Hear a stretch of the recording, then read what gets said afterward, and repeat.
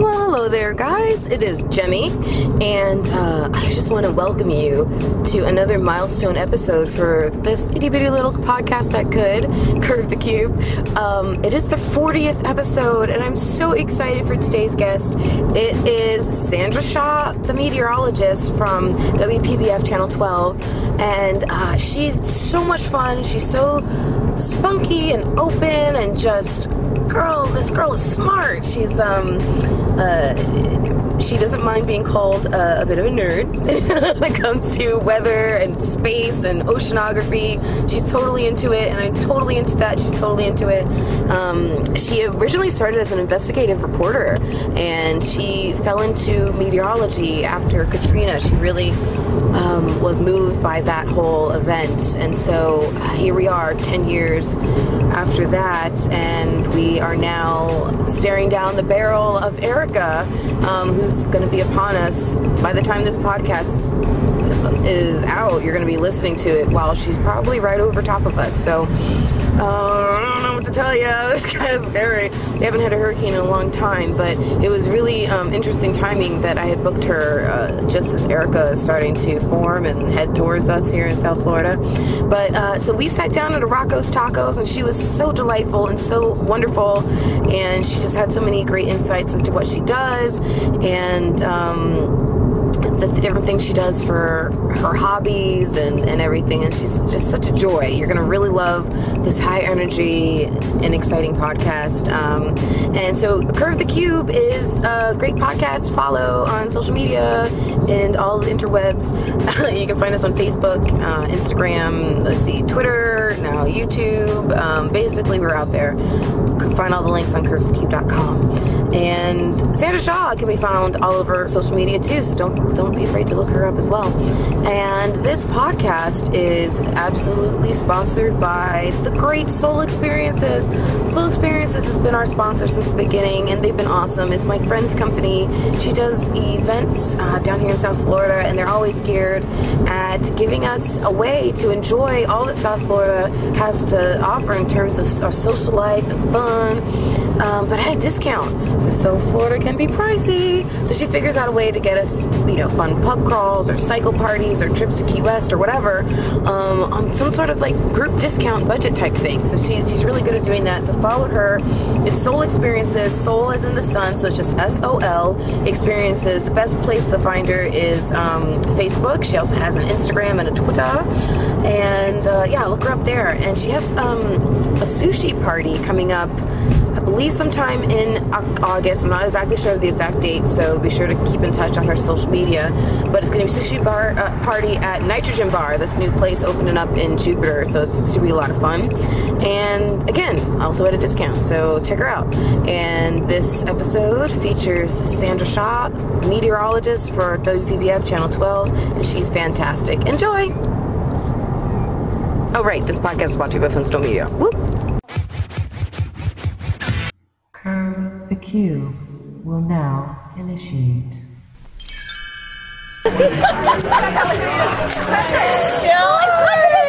Nice to meet you. Welcome. Be right back. Take your time. I'm just relaxing. I just dropped my little 2-year-old off. Oh, we're good. Fun fact. Yeah. We both have kids named Jordan. Oh, mine's a boy. Oh, that's awesome. How old? 3.5. Oh my gosh, that's crazy. Isn't that so funny? So when I saw that, I was like, no way. Oh yeah. Oh, I love that name. I mean, like I said, it could be either, but it's just right. So strong. It's like Jordan. There you go. Well, how are you? I'm fine. So how did you end up on the name Jordan? I'm really because honestly, I like it biblically. Me too. Yeah, I mean, Jesus was baptized in the Jordan, and I'm a believer. Oh my gosh, that is so funny. And I think, it's like, with Israel moving across the Jordan. That is I'm not even kidding. That's the exact reason why I named him that. For that, and I just like the name, and I think I like a strong girl's name. You know what I mean? Yeah. How do you say your name? Jemmy. That's pretty. Yeah. Hi. Great. How are you? I'm doing good. Thanks for asking. Woohoo. I'm sure you'll be a server tonight. Okay. You been here before? Yeah. Wonderful. She's probably gonna get something, and then we might get something. We're gonna do a little podcast thing, and then we're gonna order food after that. We don't want to be eating while. Yeah. Right. You want me to get you to drink, or you want me to Let me. She wants a drink. I'll do do the Cadillac margarita. Cadillac. That sounds Salt? fancy. Salt around Yes, there? please. On the rocks? Yeah. Thank you. You know, and I was like, how appropriate is it that I have Sandra Shaw on my podcast? It's really like savvy. And on the way over here, I was looking at the sky, and I was like, I'm going to be laughing if it storms like right when we do. well, it's funny because I was thinking, like, doesn't it usually clear up? Is that true? Does it usually, like, is it super clear the couple days before a hurricane hits? No, not necessarily. Not Especially necessarily? not for us. It's going to be more active because there's another system. Another Like it's like besides well, it's Erika? no. Yeah, well, no, but there's like a trough. Like so that's going to stir up the showers like the next couple of days in the afternoons. You know, Oh my it'll be more gosh. active. So, but is there another? No, not really. But Danny, you know what used to be Danny is they have it as an invest again, which is crazy. But it's probably not As going to a what develop as a wave. It's kind of like showing signs, but okay. it probably won't develop into anything. Okay, So, but okay. yeah, it's been crazy the last couple of days. We'll is see. super I don't. exciting. I think Erika's losing some steam. Yeah. But we're in the cone right now as of 5. So Is it weird that like the events that make your job like that extra level of exciting are the events that freak everybody else out? Yeah, a little bit. I mean, for me, it's like I really take it. I mean, because after Katrina, Yeah. I mean, I have mixed emotions really about it. I mean, but I think it's important, you know. So I kind of like focus more. Right. I don't right. get super like happy about it though. No. Right. I did. I mean, early on when I started, but I've been through like 20 of them. So now I'm like, old and hat. having been, well, yeah, and it's just having been through one that was really horrible and like killed people. Yeah. It's a whole different take on it than And like, you're talking oh, about Katrina? Yeah. I mean, that was horrible. and this That was a lot of 10-year post-traumatic stress. It yeah, was. it's a 10-year. And it was one of those things that it just kept going. Like there was one thing after another after another. It was with horrible because I went through so many before, and I used to like, oh yeah, it's great, you know. And after seeing that, no, you realize how bad. Were you? I know you covered it, but were you like on the ground covering it there? I was or? actually on the wall covering it, and then on the ground after. Really? Wow. What was that like? I mean, what was that? It was impact for you? Well, I mean, the thing that was some different from other ones that separated it. I mean, it's always, you know, like you're just focused and you're just working around the clock and all this. It's just that the post-traumatic stress after the storm, it was horrible. People were so on edge. There was no gas anywhere. They kept seeing the video of everybody getting hoisted up from New Orleans. I mean, we were a little bit to the west of that, you know. I was like the Gulf Coast, like closer to where it actually made landfall near Biloxi. I was in that area. Gotcha. And yeah, that was the main thing. I mean, like I remember being in a gas station, someone pulled a gun. You know what I mean? Like it was bad. There's just Everybody's a freaked breakdown out, of they're- everything. Thank you very and much. people were Thank you. stressed. That was good. So anyway, so that was that. But Yeah, so I it's mean, a after total being, that was miserable. Hey, I have a favor to ask you though. Okay, so after we do your thing, can you tape my little off the wall for me for tomorrow? Do you know what I'm talking about? Yeah, I would love to. Do you know what I'm talking about? The things that I do? I've heard of it, Yeah, but okay. I mean, it's just like a little 20-second weather thing. Are you serious? Yeah, and I'm just gonna. But if I can get it out of the A, tomorrow's gonna be super busy. Yeah, I B, would they're love supposed to be to. fun. I'll You know, however kind of. you Yeah. want. So and it's good to like we're out Such an somewhere. honor. No, it's not. Yes, it Just don't is. make me look bad. Possible. It's just something different, you know. Oh, fun. Thank you. Absolutely. You got it. You got it. cool. So then I also... Are we taping right now? Oh, we are. Okay. Yes. Cool. Is that okay? No, that's totally fine. That's how laid back you have me. Yeah. So Good. I'm glad I didn't say anything dumb yet. Oh, good. So I heard that Katrina is what really spurred you to say, I want to tackle meteorology. It is because I think because what I was just describing about the after effect and the enormous impact that Katrina had on everyone. I mean, it just. Because at the time I was doing weather and I was doing news. And so at that point I was like, you know what, let me just focus in on weather because that weather is news and it actually affects everyone. Was that the first time, I'd done weather? first time, but No. was it the first time that maybe you realized just how impactful, because the stories that you were doing, I read that you'd done some fraud investigations, I did human investigative, human trafficking, so seriously impactful stories. Sure. Was there a time that you hadn't realized just how, until you were there firsthand, how impactful the news reporting on the weather could also be? Or, I mean, what was that? I think I always had a healthy yeah. respect for it, but I think, like I said, I used to get really excited. You know, I was in Aaron and Opal and, you know, Category 1. And you know, get excited, you know, just from a meteorological standpoint. Yeah. But from a realistic, like, having just, you know, really survival standpoint, Yeah. I think Katrina was epic. And I think, yes, I think it just resonated with me more. And I think I was at a point in my career where I was like, you know what, I can do any number of things. And that's still the case. Right. But I said, let me focus on this because this, you know, I've been through this event. I'm doing this. It's working, you know, and that's why. And so then I got my meteorology degree. BAL gave me a job up in Baltimore, and they paid for me to get my, you know, certification, which was one of the hardest things I've done. How do you do that? Well, there's actually an online program. It's Mississippi State Broadcast Meteorology Program, and a lot of people go through it. It's awesome that we have the opportunity to, if you didn't actually, because I didn't major in it through college initially, but going back was... Because you majored in journalism, yeah, right? University of Mississippi? Yeah. So, ironically, Mississippi and you State... ran back we'll get into all that. Toddy, but... Let me get out of here so your podcast isn't interrupting. Oh, you're so guys. sweet. Yeah, I was going to get in. I didn't want to be talking, so I don't want you to think I was being mean. No. Oh, you're so sweet. Thank you. You didn't have to. Okay. That one did?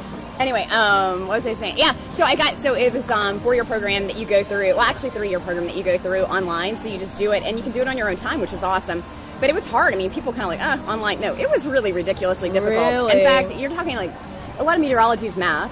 Yeah, you know, it's a science, but more math than anything. And you know, I remember hiring an astrophysicist at Hopkins to help me with my thermodynamics because you know it had been a while since I had tackled calculus. I mean I did journalism, so it was never a challenge. even occurred to me calculus had anything to It's do ridiculous with calculus. Never even occurred to me. I mean, problems that take 3 pages. Yeah. But, you know, that's all the background that goes into the models that we get to determine, for instance, where the hurricanes and the tropical storms are going to go. I remember once a long time ago, maybe, I don't remember if it was a particular reason, but I'm a huge Al Roker fan. I love him. Yeah. And I remember one time he took us, like, behind the scenes of what he does and, like, all that goes into getting those forecasts on the air. And it was like, holy crap, there is like a whole pile of stuff. And then we're seeing like the tiny tippy little zenith when you go on the screen and tell us about it. Right. Like there is so much involved in getting us those forecast models and all of that. I'll never forget. Gosh. We started out, one of the thesis statements for the Mississippi State program was, meteorology is an inexact science. No duh, right? You know, when you start, and there are so many variables. You look at the atmosphere and, you know, vertical levels, and every little level is like a puzzle piece, and you try to decipher what those puzzle pieces are going to do, and all the variables. And there's so much, and you can really focus on so many elements of meteorology as well. It's a bit overwhelming, but it's exciting. What's your favorite? Do you have like a favorite thing? Oceanography. Actually, that was one of my favorite, but I really haven't pursued it. But I always liked, I kind of, you know, when I do stories related to that, I like that. And of course, I like doing the tropical cyclones. I do. Which one? The tropical cyclones, like we're doing now. Yeah.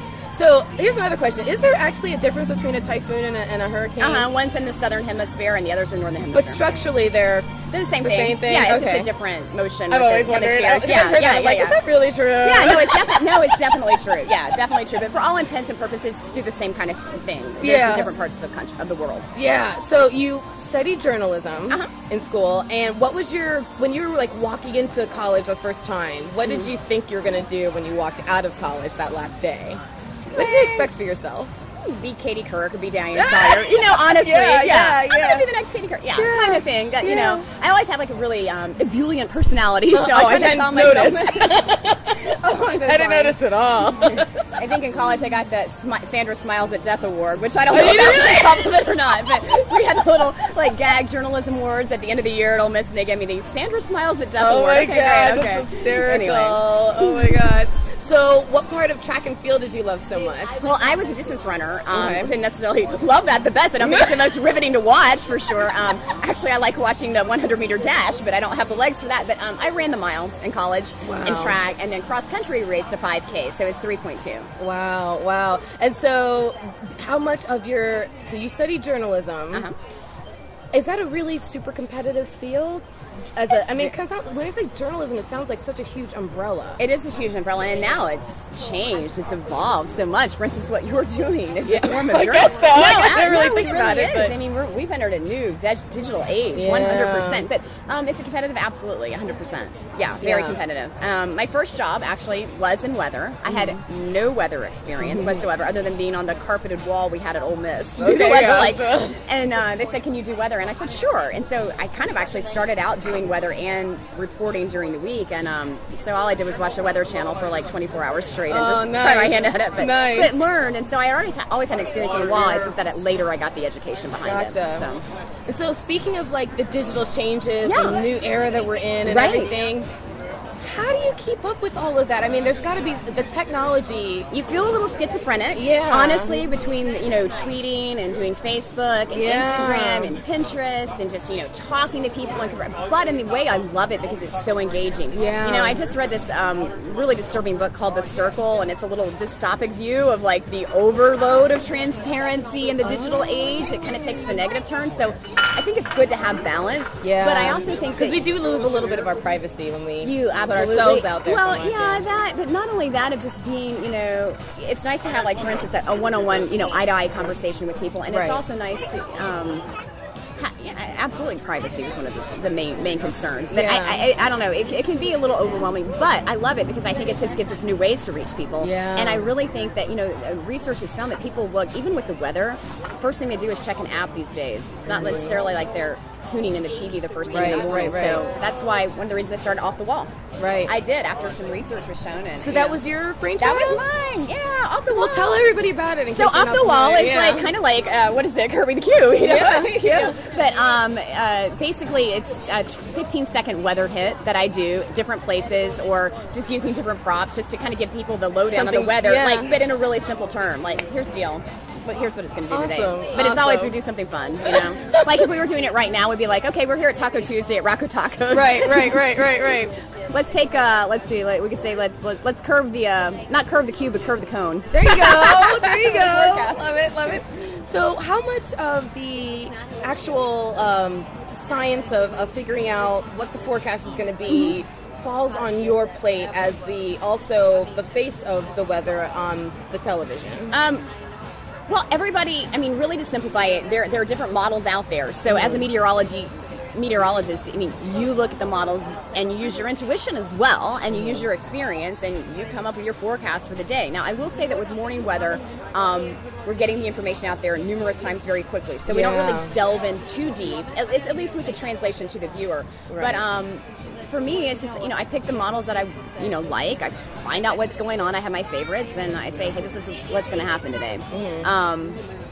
But again, there are areas like with Erika, there's so many things that I'm looking at right now. It's a little excessive, and that you can really get into. Like what? What's gotten your attention? Like for instance, right now I'm looking at the dry air moving into it in the upper levels. I'm looking, is there any Saharan dust? The SAL model. Oh my gosh. Yeah, exactly. Saharan dust. Yeah, I love the Saharan dust. It's great. It eradicates hurricanes. But and there's another one off of Africa right now moving behind it. So I'm looking at that. I'm looking at the intensity models, which are different. I'm looking at, because the thing is, especially when you're tracking a tropical system, it's not accurate 5 days out at all with the modeling. The track is somewhat, but the intensity really varies, and they're going to flip-flop, every few hours. Are you seeing that accuracy improve in a significant way? They're working on it. They're working on better intensity models, but we're definitely. The National Hurricane Center will be the first to tell you they're not there yet. Yeah. And that was one of the issues with Sandy. That was one of the issues that we've had with a lot of the recent storms. Because Sandy caught people off guard. Yeah, and it was interesting. This changed the semantics because Sandy wasn't actually classified as a hurricane because it had a cold core center. So then after that, they said, okay. So what would the classification of? They just changed it to involve. I think they're going to use some stronger language next time with Sandy with their warnings. Anyway, interesting. When it was in our area, it was, but once it hit the northeast, it wasn't actually considered a true hurricane. And then if you have it's kind of like the difference is different. I know it's a weird way to say it, but you have your water spouts versus your tornadoes, and it's just the difference. Water spouts over water, and they're land. funnel clouds. Funnel clouds are basically a spin that don't hit the ground. Yeah. So are you also just a general space nerd or Earth nerd I love or geology nerd? I like everything. But heliophysics, I love that. What the heck is heliophysics? Is space weather. It absolutely is space weather. It's like the gamma rays emitted from the sun when you have these X-flare, ejections, solar emissions, and it could potentially, if it's intense enough, affect satellite communications on the ground, radio communications. We haven't had a bad one, but I follow a heliophysics app every day. Yeah. And I love looking at the sun. They have these amazing images of the sun. It's amazing. Have you ever been to a shuttle launch? I haven't. I need to go. No, me neither. I never got to go. Yeah, no, it's right here in our backyard. There's really no excuse not to. No excuse. I feel you too. I was shopping with my son actually for Legos yesterday. Awesome. I love it, and they had this huge. NASA space shuttle, and I was like, oh God, one day I got to get this for him because he's gonna eat it up. Love that stuff. And so in college you studied journalism, and then where did you go from there? What were your steps? It's been a circuitous route. But, I went to Columbus, Georgia. First job, that's where I did the weekend weather, and then I shot my own stories, like with the big old camera. I mean, this is way back. Oh my gosh. And that was there 6 months. Then I went to Mobile, Pensacola, which is on the Gulf Coast, and I love that area. It was awesome. I stayed there like 4.5 years. Then I moved on to Raleigh, North Carolina. I went to the NBC O&O, and then I was doing pretty hardcore journalist, anchoring a morning show, and I was doing, news during the day, reporting. And then after that, I was a little burnt out. I mean, for whatever, beating the streets is a lot, you know, and it was a lot at that particular station. Yeah. So then I went, I had a few offers, but I ended up going back to Mobile, Pensacola, a nice little gig there, and I lived right on the bay, and it was lovely, and I kind of like just chilled out for a little bit, but really worked hard there. And then that was when I was in Katrina, and then I was like, okay, I'm going to go on, move to a big city. So then I went to Baltimore, paid for my meteorology degree, ended up in South Florida, after that. It was just a nice opportunity, and it was within our Hearst group, so perfect. Went back down here. Winters were a little bit harsh for me in Baltimore. I can imagine. Like, we had 3 blizzards the year that I left. More snow than Alaska had that year. So then, do you have an affinity for warm weather and a dislike for cold weather? Or? Yeah, for sure. Honestly. If they sent you to cover a blizzard right now, what would your reaction be? I'd rather cover Erika. I've been there and done that. I'm not going to say I won't do it. It's great. It's fine. But no, it's we were in the middle of a blizzard in Baltimore, and we actually locked our keys in the live truck. Oh no! And I'm talking, blizzard. It was up to my waist. No. What did you guys do? Froze for a bit. I went into some neighbors. People in Baltimore are very friendly, so I was like, hey, can I hang out here and go to the bathroom for a minute, because we actually locked our keys in the live truck. Oh my god! No, I could. Before Katrina, what was the most impactful story that you covered? Story? Actually, when I was in college, it was a kidnapping story, and it happened at Oxford Elementary School, and there was a girl who was kidnapped. She was 6 years old, and we had an intuition. It happened the night before we had on our little nightly newscast, and me and my photographer, we were really trying to get a resume tape, so we were really ambitious. I mean, this is my senior year. Yeah. And so we went to Oxford Elementary just on a whim, and they were having a meeting, to tell all the parents and stuff, and it had been more than 24 hours, and the parents were there, the family was there, so of course we were just kind of like, I hate to say this, we were kind of following them around, and because we knew emotion.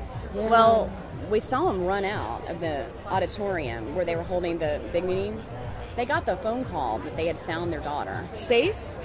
Yes, but I mean, she was traumatized. She, you know what happened. I mean, but the emotion of the parents getting that phone call that their daughter was safe. She was an hour away in this little town in Tennessee at a McDonald's, and he had dropped her off after he violated her. But it was riveting. I mean, it was just like, wow, this is life happening. You know what I mean? Right in front of your face. And so then we raced and followed them and got the reunion and all that. So we got the story, and that's fine. We got emotional story, whatever. But beyond that, they ended up catching the guy. America's Most Wanted came down. They interviewed us. We used all our video and all our resources, and they ended up ultimately catching the guy. He'd done it to numerous children across the country. Wow. So that was impactful. And I would say that is just because I think out of a lot of times we cover the news after it happened. That was the news as it was happening. I mean, and it was just that's why you follow your gut. That's why your intuition is your best guide. I don't care if it's forecasting or if it's covering the news or just how to make decisions in daily life. There's a book that Malcolm Gladwell wrote called Blink, and it has to do with quick decision making. I've heard of that. I've heard of that. I think my brother's recommended to me like 15 times. It's deep, but it's excellent. And I mean, and it's talking about using. I mean, there's an actual sense that we have. It can be good and it can be bad depending on your situation. Yeah. But anyway. Yeah. Has what you've seen and experienced as a reporter, has it shaped who you are as a person or how you live your life in any way? It has. I'm very aware of my own mortality. Yeah. Absolutely. I mean, you see things that people don't see that are horrific in many cases. Yeah. I mean, especially when I was beating the streets. This is one of the reasons I'm glad I'm not doing that anymore. Yeah. But I also think you have... you sort of a pulse on what's going on around you, and I think absolutely your experiences shape who you are. I mean, your past is dead and you move forward, but it is there, and I think you cannot replace experience. And the things that you've experienced absolutely determine who you are at this point in your life. Because I think as a viewer, right, I watch the news, but very rarely am I in any way, shape, or form part of the news. Right. I don't know, that could be a good thing, a bad thing. What's going on? Right, exactly. Yeah. But I mean, like, you know, you hear about a robbery, you know, a carjacking, a home invasion, et cetera, et cetera, et cetera. And there's a separation, you know, because it's on the TV and it's, you know, my hands aren't in it. Whereas a reporter, whether you're on the scene and as it breaks, like with the little girl, or just having to dive into the details and make the phone calls or write it up or whatever, that brings you more into the consciousness of it. Yeah. I can only imagine, like, that's a very different perspective than most of us really get. Well, we get so just inured to it, you know, almost bored. You know, we're overwhelmed. We have so much at us, thrown at us all the time. We hear about this and we get desensitized. I think that's one of the problems that we have with our society. I mean, we're very desensitized, you know. Yeah. I mean, but that's one of the values, I think, of journalism. You know, you can watch moving stories. You can watch it, you can feel sometimes, but a lot of times on local news, it's very quick. You know, it's you know, there's not a lot of time, and it's just kind of like, okay, so many crimes and things. But there's a value, and there's a real value with weather, which is one of the reasons I think I fit well with weather. Yeah, because there's always a need for weather. Yeah, you know what I mean? It affects everyone. That's true. So that's true. So a little birdie told me that you co-hosted Regis and Kelly. I did. Oh my gosh, how did that happen? It was great. They had like a contest, a national contest, and some viewers in Baltimore, you know, God bless them, nominated me, and then it was a series. You know, sent a bunch of tapes to them and everything, and then I got it. So was this if this happened in Baltimore? Was this right before you? Well, this while you're studying to be a meteorologist. I was in the process of. Yeah, I was in the process, still doing my studies and everything. But the thing is, in Baltimore, I did, you know, kind of like I do off the wall now. Well, I did that every day in Baltimore. I was like, you know, you love Al Roker. I was always out there doing things. You know what I mean? I was doing the weather on the scene everywhere and doing features too because of my other background. So I was perfect for that gig. You know, I love to host. It was awesome. It was great. Regis is so professional. It was so much fun. Yeah, what's he like? I mean, you know, cool, professional, complex. He got there, you know, I was like, you know, so ready, just like I was for you, like ready before. He comes there like 10 seconds before, strolls in. But, you know, you let him lead. It was awesome. I mean, he just guided the way. It was funny. I smoked a cigar and, you know, we played around and, you know, he called me Sandra and I said, no, it's Sandra. Oh, that is so funny. It was totally a highlight of my career. It was completely awesome. Oh my completely gosh. amazing. I can only. So if Kelly wants to retire, let me know. Right? knock on wood. What was the backstage like? What was the experience? It was so easy because, you know, it's 30 minutes of ad lib on that show. You know, and Kelly and Michael is the same way now. I mean, it's just you're off the cuff like we are right now. Yeah. And so there wasn't a lot of prep, and we did have some guests, and so they had some cue cards, and so Gelman and all those guys brought him in while I was getting my hair done because they do your hair, which was like the bomb. Awesome. We don't have that in local news at all. And they do your hair and your makeup, so you know they're all fixing me up, and they're coming in. Okay, say Sandra, here's this deal. So I mean, it was a lot of prep, but it was just, I mean, it was nice. I mean, I was taken care of. Yeah. So it was easy, and it's like a big pep rally in there because it's a live studio on. That's true. It's totally. You walk through the aisles, you talk to your friends. I had friends there, and you know the people are there, and it's fun. Must be a very different experience when you're literally like playing to an audience that's giving you feedback. One that I thrive on. Yeah, it was amazing. Yeah. Do you think you'd want to shoot for that experience again somehow? It would be great. I mean, I'm open. Like I said, I'm so diverse, and there's so many things. You know, I mean, like I'm blooming where I'm planted right now, and I love what I do. And I think there's a lot of different sides, but that's definitely something that anybody. When I told a couple people that you were my next guest, not a single negative word. Like it was all like, "Oh my God, do you love your baby?" That's good. Yes. Captain came in and was like, "Tell her I said what's up." Awesome. That's exciting. That's good. I'm glad to hear it. You're fine. You're good. So, what is it about the Florida weather? I mean, obviously it's hot, right? We have hurricanes, things like that. Is there something about Florida that makes, if you had to sum up what our atmosphere, what our weather, or what the challenges that might be unique to our systems here? Well, the storms, the daily afternoon storms, we have. It's like violent. Well, it is, but you know, when we do have systems come through here, I mean, there's some violent storms. Yes. I mean, and we don't get tornadoes really too frequently. I mean, they're not out of the question, but we don't really get the intense tornadoes like they do in Tornado Alley or places that I've worked in the past, even down on the Gulf Coast. But I mean, we get the violent thunderstorms. I mean, and they are somewhat like clockwork in the wet season. I think there are challenges of the wet season forecasting, you know, and I think that beyond that, it's all about the tropics. I mean, really, we're in that tropical zone, so it's cool here because we have the dry season, we have the wet season, but they always don't behave according to the name. Right. Yeah, You're right. We have a dry and wet season, whereas most people have like the hot versus the cold much more than we. Okay, is it my imagination? I know. How long have you been in Florida? like 5 years. 5 years. Okay. But so you might not be aware, but when I was a kid, I could have sworn it would really get cold here during the winter. And it seems like it doesn't really get that cold here anymore. We haven't. I mean, the years that I've been here, we've only got into maybe some 40s, like upper 4s. That's it. Well, no, I think we got to 30s. I think some inland areas got into the 30s this past, but very not where I've been. No, and it's just weird. It's kind of. I mean, I grew up down here, so it's not like I miss white Christmases or anything like that. Right. But it's just. I did live in Virginia for a few years, and it's like even just halfway up the coast, it's like everybody makes fun of us. I had my faux fur on when it was like 48. Did you know? Everybody's cracking up. They're like, Sandra, but it's fun. Everybody does down here. They do. We wear boots when it's like 55. I know, it's so ridiculous. Any excuse we can have, right? We can only take them out of the closet for a couple days anyway. Might as well. What's your favorite activity? I know that you're an outdoor activity girl. I am. I love the beach. I love paddleboarding. I love tennis. Paddleboard? I've never done it. I've always wanted to. It's so great. It's a great core workout too. It's so much fun. My favorite activity, honestly, is spending time with my daughter. I mean, I have to just be true to you. I mean, I love the cartoons. I think they're brilliant. What are some of her favorites? Doc McStuffins, Jake and the Neverland Pirates, the Little Einsteins, Thomas the Train. She's a Nick Oh, she loves Jr. Paw Patrol. Paw Patrol. It's all about Paw Patrol. And Dinosaur Train. So my little son, he pee-peed in his Marshall underwear, and so we found some Chase underwear for him to wear because you always tell them, because we're doing potty training, you don't want to pee-pee on the character, whoever that might be. No. Absolutely. We're in that stage right now. No, I love it. And I love her toys, and I love reading to her. And for me, I just think that is the most satisfying thing. But as far as other pastimes, so I love paddleboarding.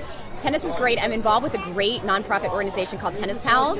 It's amazing. Okay, so we actually take and bus some of the most crime-ridden neighborhood children from ages 5 to all the way up into high school and teach them tennis lessons to places like the Breakers. Wow. And also teach them STEM, science, technology, engineering, and math skills. And we have tutors. And so basically it's taking kids that wouldn't necessarily have an opportunity or really a focus after school and teaching them tennis and teaching them life lessons with tennis, but also actually helping them with tutoring and education and saying, hey, we're going to bring you to the Breakers, and this is possible in your future because it's a mindset. You know what?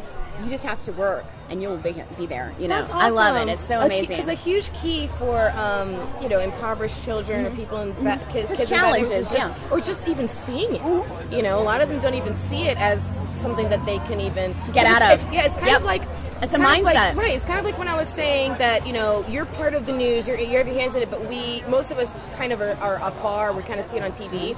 I feel like a lot of impoverished children, like, they see the Breakers and tennis and all this stuff, but they see it on TV. Yeah, they don't know, guess what? I can do this. Yeah. This is something that I can do. I work hard. I'm going to get my education. I'm going to do that. And so that's really the philosophy that the founder has. So, so I love How can people find out about it? And tennispals.org, I think it is. Try.org, try.com, you'll find it. No, I think it's, exactly. And it's also on Facebook and at Tennis Pals. And I did a story on WPBF, and I have it posted on my Facebook page too. So I'm at Sandra Weather, so you can follow me there, and I've got all my stuff. So is that locally based charity? It's locally based. It's locally based, but it's an Arthur Ashe Foundation originally. That's amazing. When I was in college, one thing that I was part of the charity, I forget what it's called now, outreach stuff, but one of the things we did was for Halloween, because I went to school in New Orleans, actually. I went to college in New Orleans, Oh my God, cool. Yeah, pre-Katrina. So I love New Orleans. And so I was always involved with the inner city schools and stuff, and so one of the things that I helped facilitate was busing in the kids for Halloween so that they had a place to trick-or-treat. Because they don't, some things like that you just don't think about. It's not an option. They're limited. Yeah, they're absolutely. very limited. That's awesome. So it's a really great great that you're doing that. I love it. Well, it's fun. wonderful. So, but I'm a big tennis. I love that. And Yeah. I still run and get together with my friends. I mean, I love that. I think I love social. But I love I love about here. I love the beaches. I love the water. And I just Do you ever go running on the beach? Yes, all the time. It's so hard. It is. But as you age, it is so good because the more you run on the is it less impactful on your it's so much better for you. I always try to run on. Now I don't always do it, but I try to make time whenever I can because when you run on the pavement, it's bad. It's hard on your joints. And the older you get, it'll catch up. I mean, I've been running ever since I've been 12 years old, so I try to reduce the Did you impact. say that you hate it? Because I don't understand. Then you say you don't like distance running. Love it. Oh, I thought no. You just said what was your favorite event in track? Well, to watch the 100 meters. No, I love them. I know I love it. I just wouldn't necessarily want to watch it as a viewer. Gotcha. I gotcha. Watch them run 4 laps. I'd rather see the fast race. Right. Or just the highlights. Give me the highlights. As far as I love running. It's the endorphins. Absolutely. No, That's true. It's crazy runner. Great Yeah, I love it. endorphins. That's true. It's That's good. true. And I also hear that you like to write.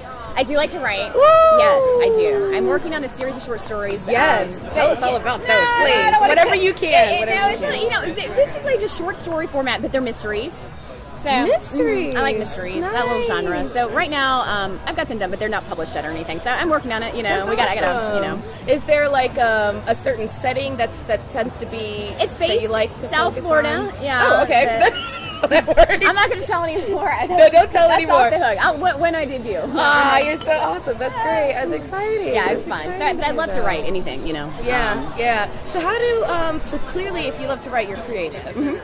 How are you able to bring that creativity into what you do as a meteorologist, or is it because it's so science, and even though it's not exact science, but it's science? I think through the personality, I think through the extra things that I do, kind of like the off the wall thing, is more Yes. so than But it was cool. I did write it was nice that I got to write. They had us write a message for our hurricane survival guide, so I actually got to write a nice essay, and I did it about Katrina, and it's online, so you can go and print that out or whatever. But that was kind of cool because usually you don't have the opportunity to do that. Right. You know what I mean? And Right. it was something different. Everybody's like, "Oh, wow, you can write." Yeah. Right. Yeah, so it's cool. So you're on in the mornings.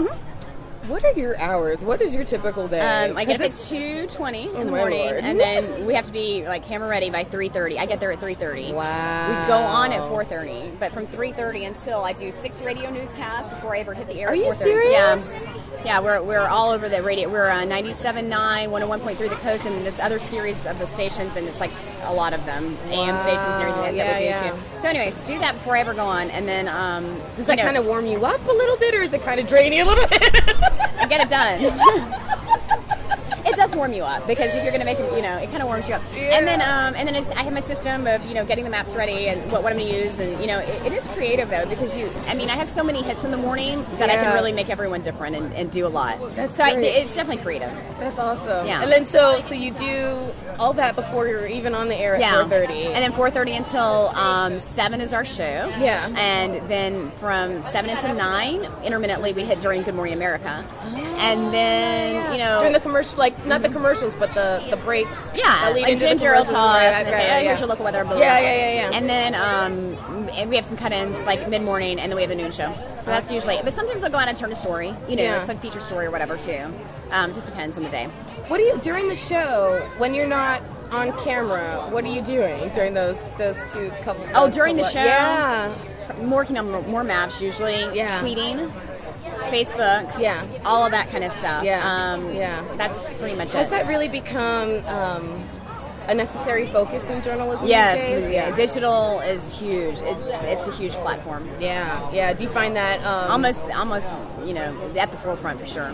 Definitely. Well, it seems like, at least as far as I can tell, all the broadcasting companies in South Florida seem to be either already on top of it or working their asses off to get on top of it. They need to be. Yeah. I mean, media companies are struggling with the traditional models. People are cord cutting all the time. People are going to, streaming services. They're going to, their apps. They're going to mobile. I mean, that's with everything. We're really seeing a change, I think. And the whole way the advertising model works. Absolutely. Do you feel like you guys have to be more reactionary, or is the challenge to try to be ahead of that? You're going to be ahead of it. That curve. Yeah. I mean, ideally. Yeah. But and now, I think we're doing the best we can. Yeah. I think it's a lot of steps, and I think no one really knows. But I think social media is definitely where it's at, and especially for millennials. You know what I mean? It's a whole different world out there. Yeah. I finally just started a Snapchat account. I know. I need to start Snapchat. I have friends who do it. Trust me, I was like, I'm not doing it. It's stupid. It's only around for a couple of days. Blah blah blah. But then I finally was like, social media changes so quickly. You never know what's going to resonate.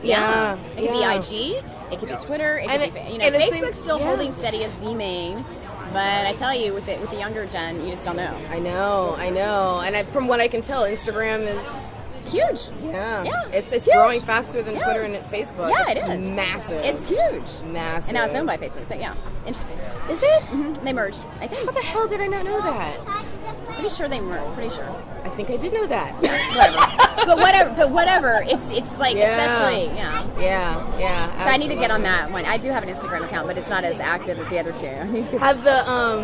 Have the digital toys that you get to play with as a meteorologist. We have great equipment at WPBF. Yeah. I mean, I will say I love, and in fact, I just saw a demo, and we don't have this yet, but for some 3D maps that I walk here and I pull up a hurricane. Crazy. It's totally awesome. I loved it. So yeah, I love playing with the toys. Like this virtual reality type stuff. Absolutely. That's amazing. That's the next step. It's very expensive.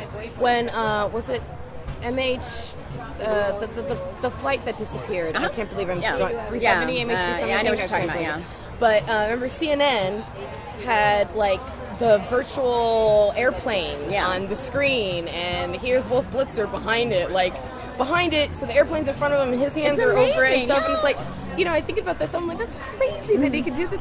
So is that the kind of thing when you're saying you can pull up a hurricane? Yeah, Jim Cantori did it on the Weather Channel, and showed a tornado, and it's amazing. So it was a demo, and but we do a very good job of keeping fresh. I think they invest a lot of money in it, and I think it really helps, and especially with our tropical package that we have, and the maps and the kind of things that we can do, especially if this thing does make landfall somewhere near South Florida as a hurricane or a tropical storm. There's a lot to play with. What do you think are what's your gut? You talk about going with your gut. What's your gut on Erika?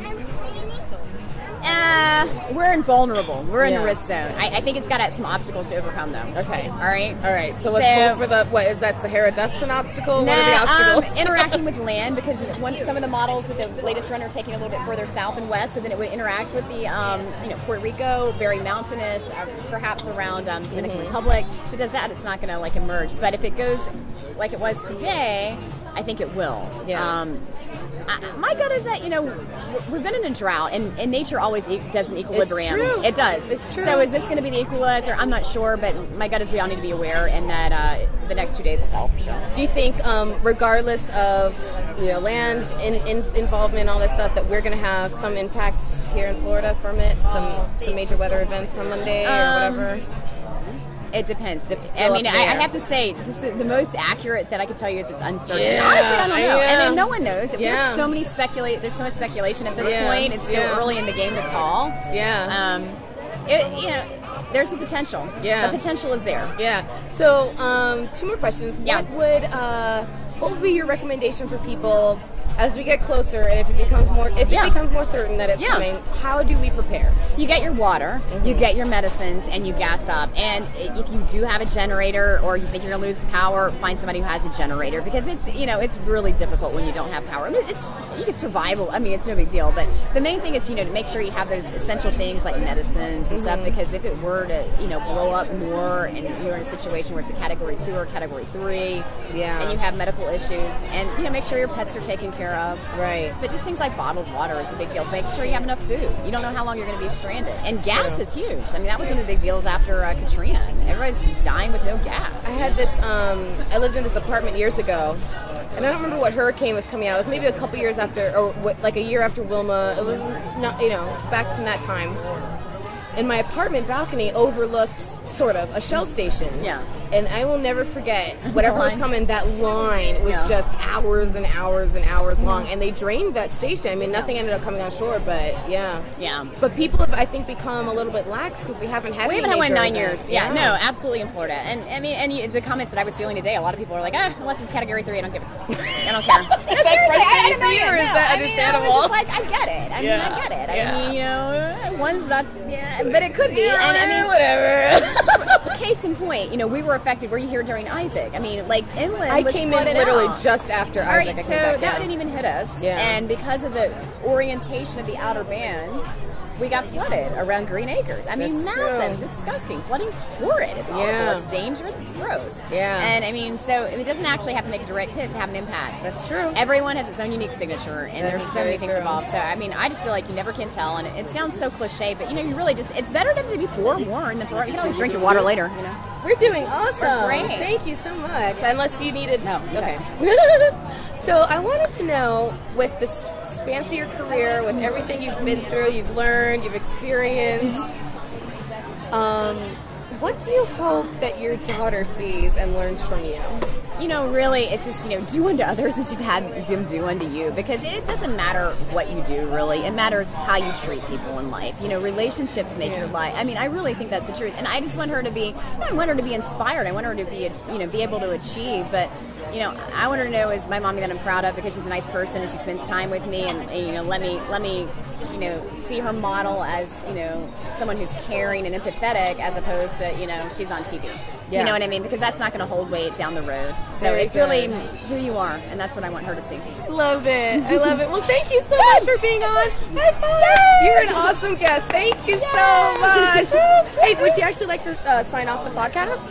And all you do How is do I say, just say, hey, this is Sandra Shaw with Curve the Cube. Okay. Ready? Yeah.